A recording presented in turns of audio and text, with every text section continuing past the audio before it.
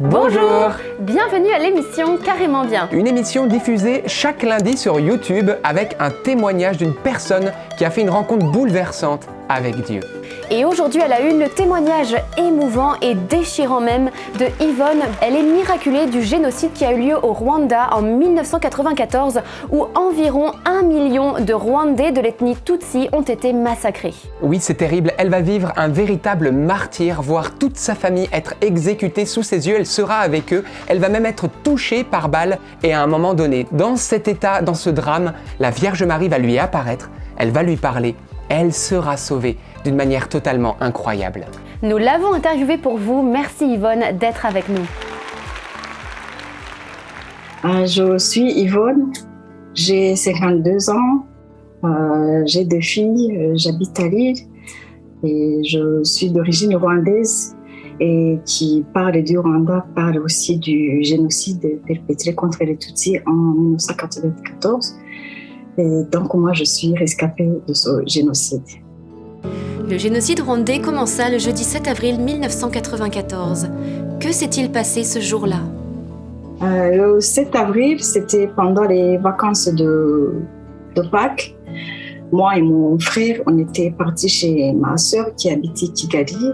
On était 9 personnes à la maison. Donc, il y avait mon beau-frère et sa femme. Il y avait leurs 2 enfants. Il y avait moi et mon frère Mouvouni. Il y avait une cousine à mon beau-frère qui s'appelait aussi Yvonne. Et il y avait leurs 2 domestiques. Donc le 7 avril au matin, on dormait tranquillement et mon beau-frère il est venu frapper à notre porte avec. Elle était accompagnée par ma sœur. Ils avaient peur. Ils nous ont dit réveillez-vous, le président est mort.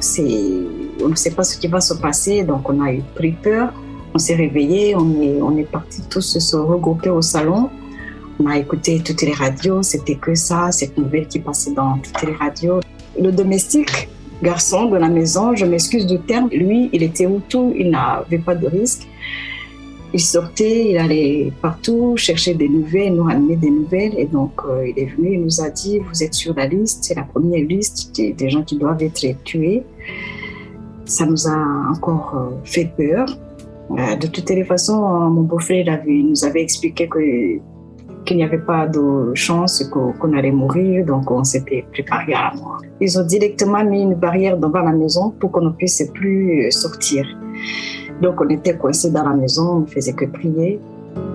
Le matin du samedi 9 avril, des hommes armés entrent chez vous. Que font-ils ? On savait que tous nos voisins étaient morts, donc on attendait notre tour. Et vers 17h, beaucoup d'hommes armés sont entrés dans la maison, entourés par beaucoup de miliciens armés. Ils sont venus dans la maison, ils nous ont tous rassemblés, ils nous ont conduits dans la petite douche de la chambre principale. Et on était tous derrière notre beau-frère et ma sœur. Et j'ai vu un jeune garçon qui s'est agenouillé et qui a commencé à défaire la grenade. Et à ce moment-là, dans une fraction de seconde, il y a un militaire qui a dit non, il ne faut pas utiliser la grenade parce que la grenade elle va détruire toute la maison. Donc on va les tuer par balle. Et à ce moment-là, j'avais le bébé de ma sœur qui avait 6 mois. Ma sœur avait sa fille aînée et ils nous ont traînés vers le salon. Et moi, en allant au salon, je suis partie coucher le bébé dans son berceau. Je l'ai déposé dans le berceau et un militaire m'a pris par le bras, il m'a traîné, il m'a amené au salon où tout le monde était. Et nous, on avait peur, on se cachait tous derrière notre beau-frère et ma sœur. Et là, ils ont ouvert le feu, ils ont tiré sur tout le monde. Et 2 balles m'ont pris au niveau du dos et je suis tombée. Ma sœur est tombée sur moi, au-dessus de moi et tout le monde est mort sur le champ en fait. Il est resté que le petit bébé de ma sœur de mon beau-frère qui était dans son berceau et qui pleurait. Donc ils ont tiré et puis après ils sont partis en courant. Donc après il y avait un silence de mort, j'étais seule. J'ai senti ma soeur qui bougeait. J'ai compris qu'elle était vivante. Je l'ai poussée. Elle est partie. Elle est allée à côté. J'ai pu me libérer.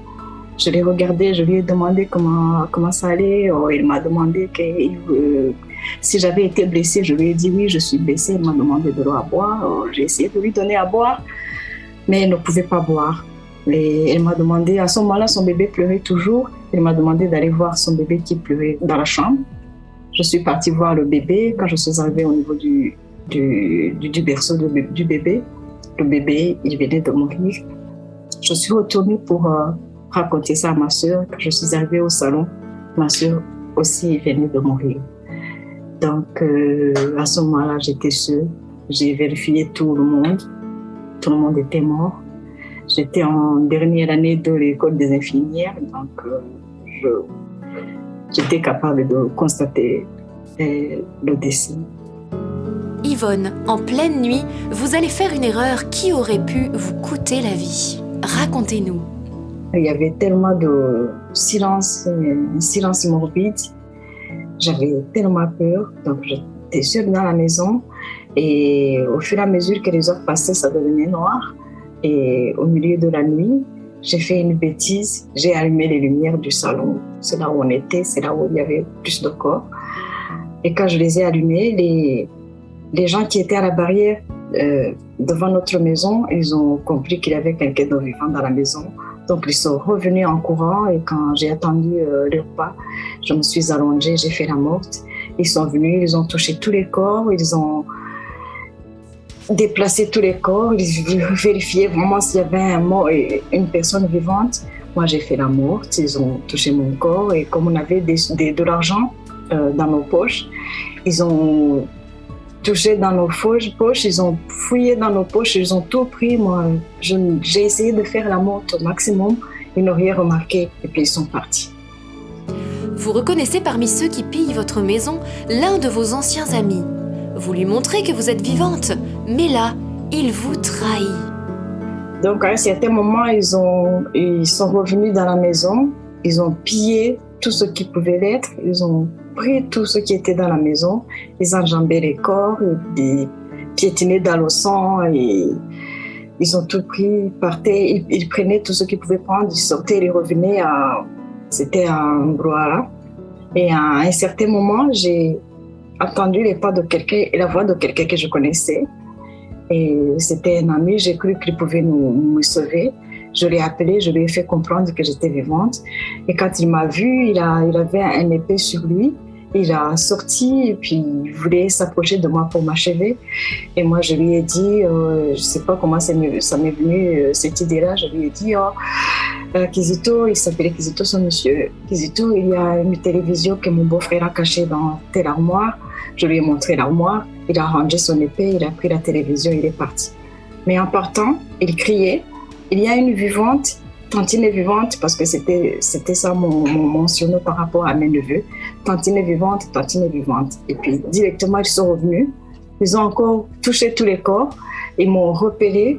Et ils sont venus, il y a quelqu'un qui s'est penché sur moi, il m'a palpé, moi je faisais comme si j'étais morte. Et après il a dit non, elle est morte, il faut partir. Puis ils sont partis. Et après leur départ, je me suis dit c'est peut-être le moment de fuir parce que je risque de perdre ma vie. Yvonne, pendant ces atrocités, comment avez-vous réussi à tenir? Depuis mon jeune enfance, avec ma maman, on était tous dévoués à la Vierge Marie. Et donc pendant ces moments douloureux où on avait peur, on ne savait pas quoi faire, on ne faisait que prier, on appelait le secours de Dieu et de Jésus et de Marie. Donc moi personnellement, j'étais tout le temps en train d'appeler Vierge Marie, viens à mon secours, Vierge Marie, viens à mon secours, Vierge Marie, viens à mon secours. Je sentais la force, je sentais que j'étais protégée, je ne comprenais pas, mais je sentais que j'étais protégée, je savais que j'allais finir, que j'allais me sortir de ça. Je ne peux pas expliquer, quand je parlais de ça à mes amis, ils ne me comprennent pas, mais je savais au fond de moi que j'allais survivre à ce drame. Vous quittez votre maison pour trouver un autre abri, mais dehors, des tueurs vous arrêtent. Racontez-nous. Je me suis levée, je suis sortie de la maison, je suis passée à côté des gens qui étaient à la barrière, à côté de la maison. Ils ne m'ont pas vue, ils étaient ivres, ils étaient en train de danser, de chanter. Je suis passée à côté d'eux. Je me suis assise dans un petit buisson à côté. J'y ai passé 2 jours. Il y avait un chien qui était venu auprès de moi et qui léchait mes plaies parce que j'étais couverte de sang.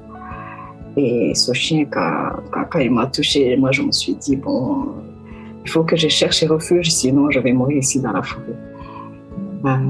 Je suis partie dans l'espoir d'aller chez une cousine à ma mère qui habitait de l'autre côté de la route. Et en y allant, j'ai croisé beaucoup de musiciens. Et ils m'ont reconnue, et ils étaient étonnés. Comment tu es encore vivante? Toute ta famille est morte, comment toi tu es encore vivante? Moi je ne pouvais pas répondre, je ne sais pas si j'avais peur, je ne pouvais pas répondre en tout cas.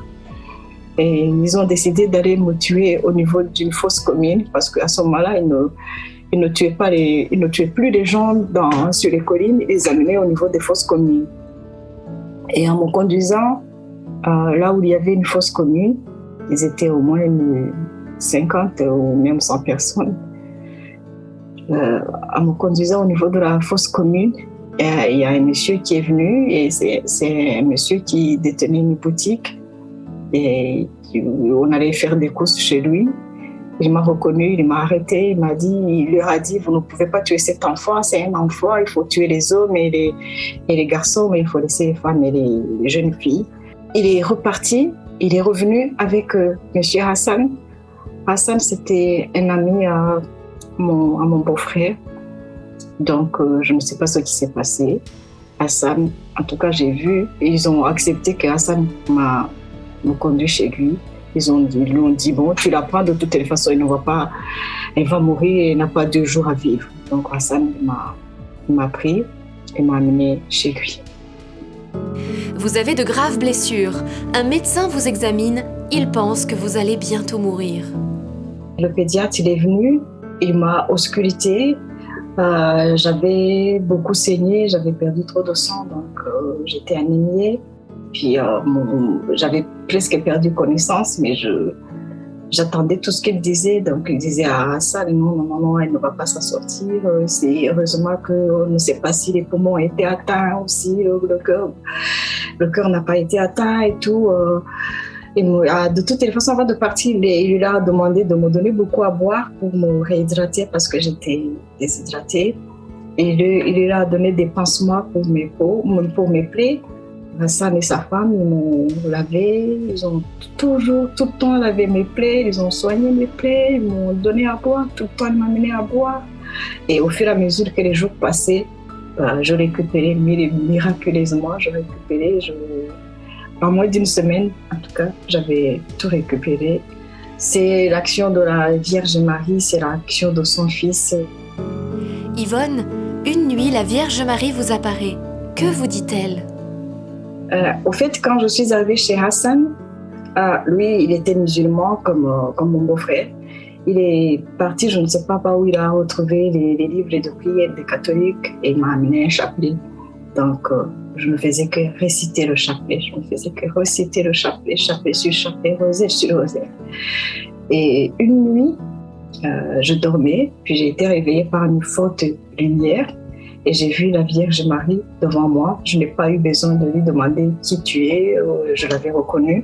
Et elle pleurait beaucoup. Et moi, j'ai pleuré avec elle. On a beaucoup pleuré. Après, je lui ai demandé pourquoi tu pleures. Elle m'a dit, mes enfants sont en train de se faire massacrer. Donc, on a pleuré. Et puis, après, elle est partie. Et tous les soirs, à la même heure, je l'attendais, je me préparais, je croyais qu'elle allait revenir, mais elle n'est pas revenue. Le couple qui vous logeait va fuir le 25 mai 1994 et vous laisser seul avec un autre Tutsi nommé David. Racontez-nous.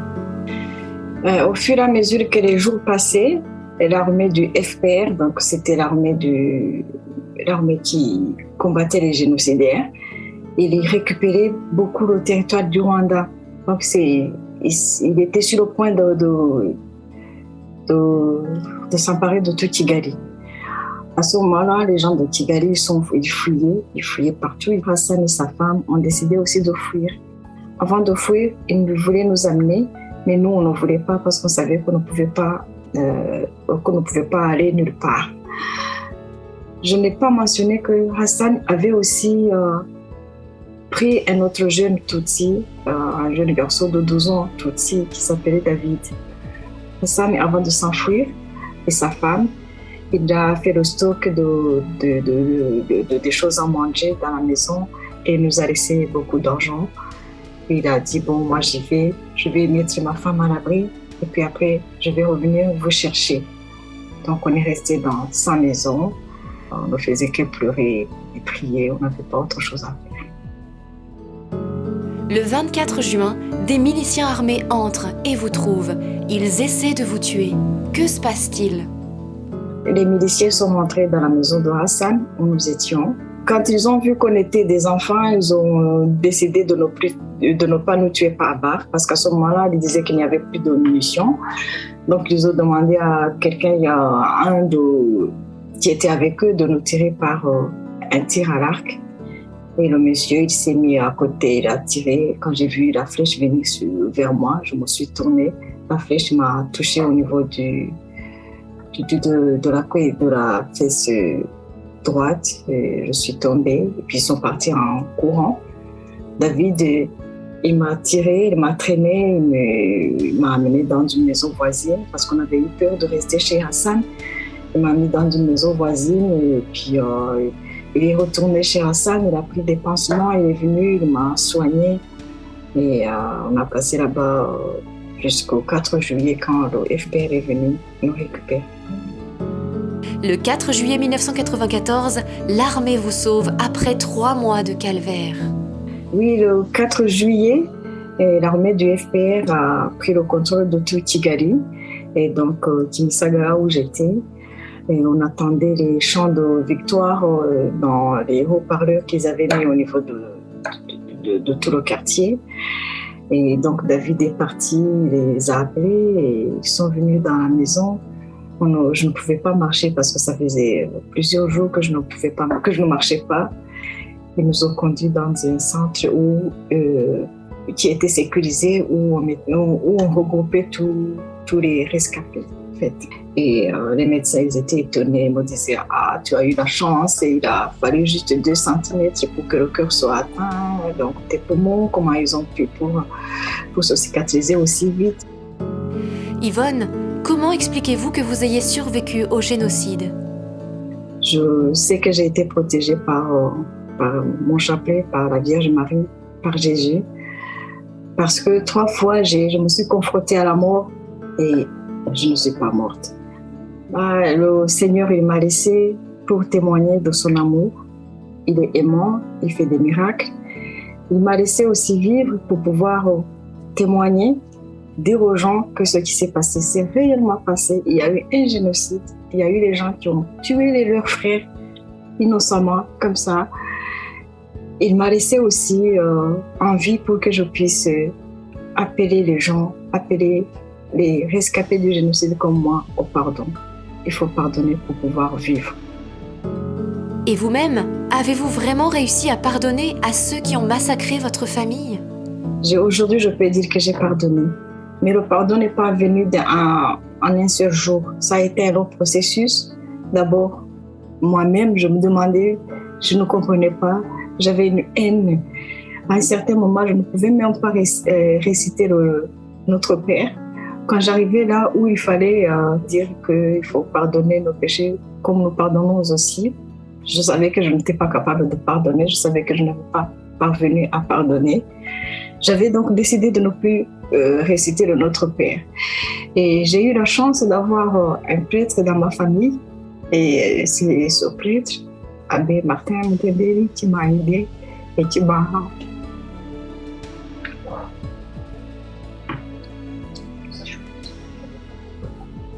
C'est l'abbé Moudendeli Martin qui m'a appris à pardonner. Aujourd'hui, arrivez-vous à dire le Notre Père jusqu'au bout ? Oui, aujourd'hui, je parviens à réciter le Notre Père en entier avec confiance. Le père qui m'a suivi, il m'a conseillé que quand je vais arriver à dire que pardonne nos péchés, comme nous pardonnons aussi à ceux qui nous ont offensés, que même si je ne suis pas capable de le dire, qu'il faut mettre cette partie dans les mains de Dieu et Jésus lui fera un miracle. Et je jure qu'il a fait du miracle. Aujourd'hui, je le dis. 24 ans après le génocide, vous reconnaissez un jour dans la rue le père d'un des meurtriers. Comment réagissez-vous? Le fils de ce monsieur, c'est lui qui était le responsable des miliciens qui ont tué toute ma famille et tout mon village. Je l'ai croisé par hasard à Bruxelles. Quand je l'ai vu, je n'ai pas vu un assassin de ma famille.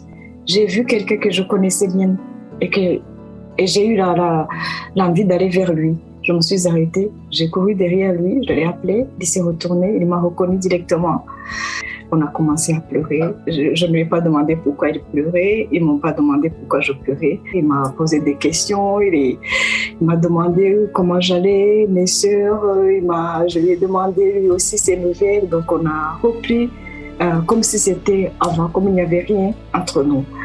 Et quand on s'est séparés, il a donné mes infos à ses enfants. Et ses enfants ont commencé aussi à m'appeler. Et on est en contact. Moi, j'ai pardonné dans mon cœur et je n'exige pas qu'on vienne me demander pardon. Et j'ai vu que ça les a beaucoup aidés.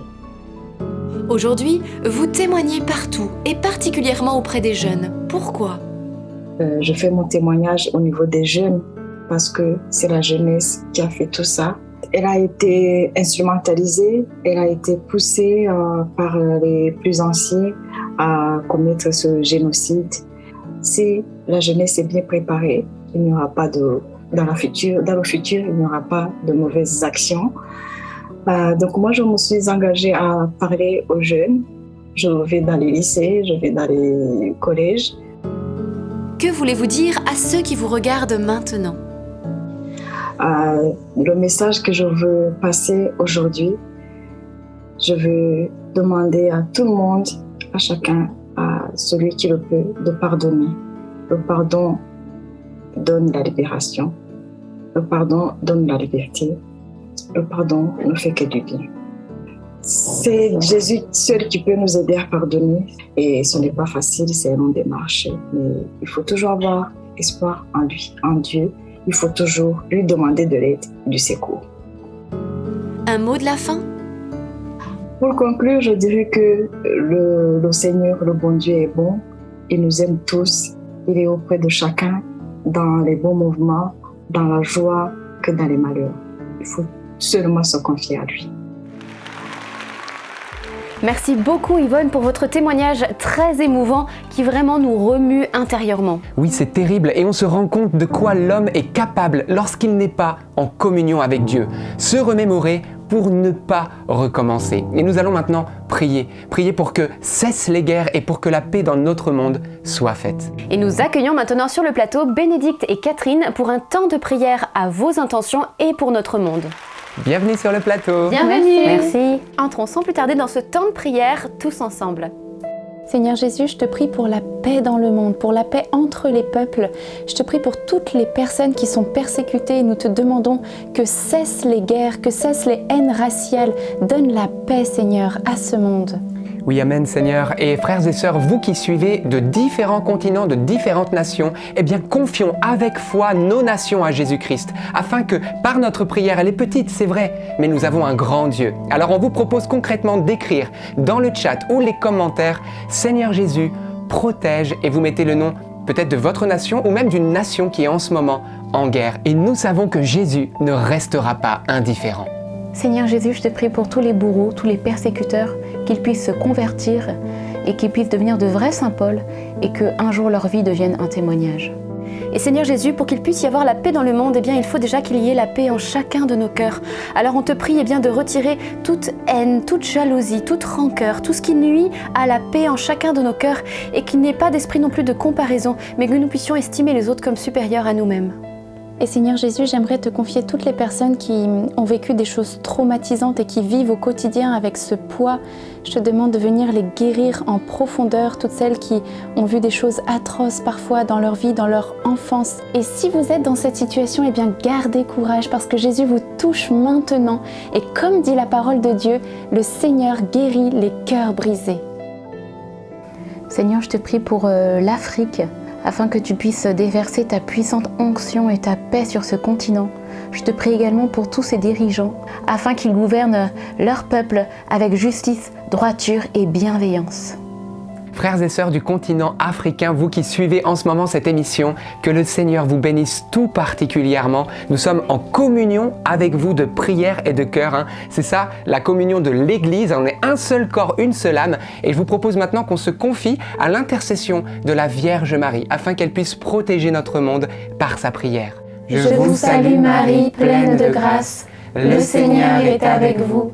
Vous êtes bénie entre toutes les femmes. Et Jésus, le fruit de vos entrailles, est béni. Sainte Marie, Mère de Dieu, priez pour nous pauvres pécheurs, maintenant et à l'heure de notre mort. Amen. Et bien voilà, c'est déjà la fin de notre émission, mais on se retrouve lundi prochain pour un nouveau témoignage de feu. Tout à fait, et ne partez pas sans vous abonner si ce n'est pas déjà fait. Alors comment faire? C'est tout simple, vous suivez les instructions, vous cliquez sur s'abonner, la petite cloche, et surtout mettez toutes pour avoir toutes les notifications et ne rater aucune des prochaines émissions, car oui, on vous lâche pas, cette émission continue. Et bien sûr, n'oubliez pas également de liker la vidéo et enfin partagez-la pour rappeler que oui, même dans les pires situations de notre vie, Dieu est présent. On se retrouve lundi prochain pour une nouvelle émission et surtout n'oubliez pas, Rien n'est impossible à Dieu. À lundi.